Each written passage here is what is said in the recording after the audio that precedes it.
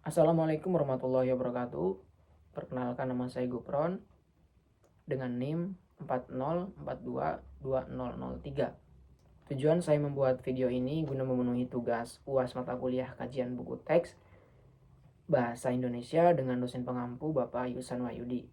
Baik teman-teman, saya akan memaparkan hasil analisis saya terhadap buku teks Bahasa Indonesia untuk SDMI kelas 2 semester 2. Saya akan memaparkan hasil analisis buku teks ini berdasarkan kriteria BNSP. Dan ada beberapa kriteria BNSP yang harus kita perhatikan dalam menganalisis buku teks. Yang pertama yaitu ada kelayakan isi. Pada bagian kelayakan isi juga ada beberapa poin. Keselarasan dengan tujuan kurikulum, relevansi materi, keakuratan materi, dan pengembangan karakter dan profil pelajar Pancasila. Setelah tadi pada poin pertama yaitu kelayakan isi, yang kedua yaitu kelayakan penyajian. Dan ada juga sistematika penyajian, penyajian inovatif, kelayakan bahasa, dan ada juga yang terakhir yaitu kelayakan grafika. Baik, pertama saya akan memaparkan hasil analisis saya pada bagian kelayakan isi terlebih dahulu, yaitu keselarasan dengan tujuan kurikulum. Dari hasil analisis pada buku teks Bahasa Indonesia yang saya pegang ini, itu sudah mencerminkan kompetensi dasar dan capaian pembelajarannya itu sudah sesuai dengan kurikulum Merdeka. Yaitu ada dua tujuan pembelajaran. Yang pertama menuliskan kalimat menggunakan tanda koma, dan yang kedua mengelompokkan kata kunci dari bacaan pada pengatur grafis sederhana. Jadi tujuan pembelajaran yang terdapat pada buku Bahasa Indonesia kelas 2 semester 2 ini sudah sesuai dengan RPP atau modul dalam kurikulum Merdeka. Poin berikutnya yang terdapat pada kelayakan isi yaitu relevansi materi. Menurut saya, isi materi yang ada dalam buku ini sudah relevan dengan kebutuhan siswa dan perkembangan zaman. Kenapa sudah relevan dan sudah mengikuti perkembangan zaman? Karena pada bab pertama ada materi dengan tema berteman dalam keragaman. Kita sama-sama mengetahui bahwa berteman dalam keragaman di zaman sekarang sangat-sangat dipentingkan. Karena kita tahu bahwa tidak sedikit orang-orang di zaman sekarang, bahkan yang sekelompok pun saling sikut. Jadi, materi yang ada dalam buku ini menurut saya sangat relevan untuk anak-anak SD, hingga akhirnya dia bisa mempelajari bagaimana cara berteman dalam keragaman. Dan ketika dewasa nanti, kita mengharapkan bahwa anak-anak SD itu bisa menerapkannya di kehidupan nyata. Dan pada materi berikutnya juga ada bijak memakai uang. Menurut saya ini sudah relevan dengan perkembangan zaman dan sudah sesuai dengan kebutuhan siswa. Dimana pada zaman sekarang kehidupan begitu serba mewah, dimana kadang kita gampang tergiur untuk memiliki sebuah barang baru tanpa kita membutuhkannya, tapi hanya sekedar menginginkan saja. Ini menurut saya sangat relevan untuk kebutuhan siswa dan perkembangan zaman.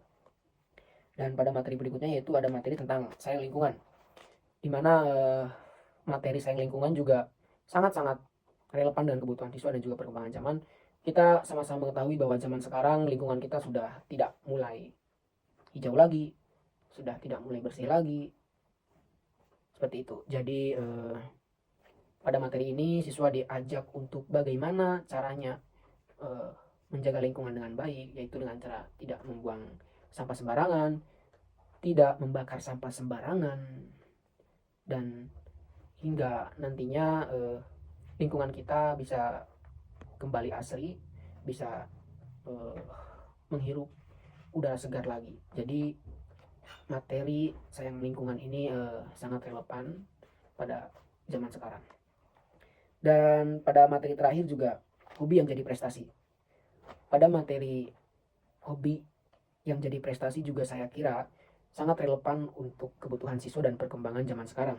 Karena siswa akan dilatih ataupun akan diberikan materi oleh si guru tentang bagaimana caranya dari hobi si siswa tersebut agar bisa menghasilkan sesuatu, agar tidak hanya sekedar melakukan hobi saja, tapi juga bisa berdampak panjang ke kehidupan para siswa. Jadi menurut saya materi ini sangat relevan untuk kebutuhan siswa dan juga perkembangan zaman sekarang. Baik, kita lanjut ke bagian keakuratan materi. Data yang dipaparkan dalam buku ini menurut saya sudah memuat sumber atau data terbaru. Hampir semua daftar pustaka itu diambil dari 3 tahun terakhir ataupun 2 tahun terakhir. Jadi itu sudah menjadi bukti bahwa data yang dipaparkan sudah memuat sumber data yang valid dan terbaru. Selanjutnya kita lanjut ke bagian pengembangan karakter dan profil pelajar Pancasila. Menurut saya buku teks yang saya pegang ini sudah memuat pengembangan karakter dan juga profil pelajar Pancasila. Contohnya tadi pada materi pertama yaitu ada pertemanan dalam berteman dalam keragaman, materi tersebut sudah mencerminkan arti dari Bhinneka Tunggal Ika, yaitu berbeda-beda tetapi tetap satu jua atau Pancasila. Berikutnya saya akan memaparkan hasil analisis pada bagian kelayakan penyajian. Pada penyajian buku ini menurut saya sudah banyak berpihak kepada siswa karena sudah dipahami secara hampir menyeluruh meskipun ada beberapa yang kurang. Dan menurut saya juga penyajiannya cukup menarik karena diselingi beberapa gambar animasi yang berhubungan dengan materi. Berikutnya kita lanjut ke bagian sistematika penyajian. Penyajian dalam buku ini menurut saya sudah tersusun sistematis dan logis, mulai dari pengenalan, penjelasan hingga akhirnya latihan. Berikutnya yaitu pada bagian penyajian inovatif. Penyajian inovatif menurut saya buku ini sudah menyajikan gambaran atau penyajian inovatif karena ya tadi terdapat beberapa gambar, ilustrasi, gambar-gambar yang beragam, tidak monoton gitu. Jadi sudah inovatif. Dan juga ada beberapa aktivitas berbasis proyek bagi siswa. Yang bagian selanjutnya yaitu kelayakan bahasa. Kelayakan bahasa menurut saya juga buku ini dari hasil analisis saya sudah layak dalam menggunakan bahasa, namun hanya saja ada beberapa bahasa atau kata yang sulit dipahami. Kenapa saya bisa berbicara seperti itu? Karena kebetulan ini buku tetangga saya, dan suatu hari pernah meminta untuk belajar bersama saya, dan tetangga saya itu banyak bertanya tentang kata yang dia sulit untuk dipahami seperti itu. Jadi tidak semua bahasa atau kata yang disajikan dalam buku ini itu mudah dipahami. Hanya saja memang hampir berarti tidak semua bahasa dalam buku ini mudah dipahami. Baik, selanjutnya kita lanjut pada bagian kelayakan grafika, tata letak dan desain. Menurut saya tata letak materi ataupun keseluruhan dari buku ini agak kurang baik karena saya sendiri pun kadang susah untuk mencari materi sebelumnya yang sudah saya baca karena tata letaknya itu yang emang kurang cukup baik seperti itu. Tapi kalau untuk desain, menurut saya dari mulai cover buku ini menarik dan memudahkan siswa untuk membaca dari mulai cover bahkan hingga isi seperti itu. Dan berikutnya itu kualitas ilustrasi. Ilustrasi di buku ini menurut saya sudah cukup baik, hanya saja ilustrasi selain cover atau sampul ini tidak berwarna. Jadi masih agak kurang menarik, tapi sudah terbilang cukup baik. Berikutnya pada bagian konsistensi desain. Gambar pada bagian seluruh buku ini terkecuali sampul semuanya sudah konsisten, yaitu tidak ada warnanya, maksudnya berarti hitam putih. Tapi kualitasnya cukup baik meskipun hitam putih. Fontnya juga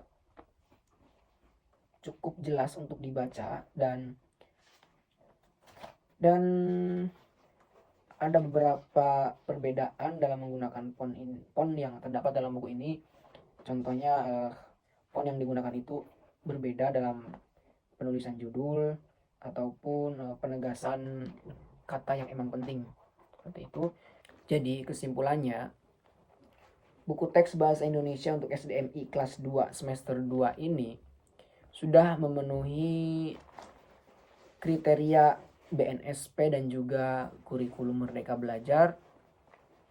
Semoga kedepannya instansi-instansi ataupun orang-orang yang membuat buku teks bagi para siswa, bagi para sekolah, bisa meningkatkan lebih baik lagi kualitas buku-buku teks untuk anak-anak sekolah, agar anak-anak sekolah juga bisa lebih mudah lagi dalam memahami, lebih baik lagi dalam proses belajarnya, dan juga tak kalah pentingnya lebih enjoy dan happy lagi dalam setiap proses belajar di kelas, seperti itu.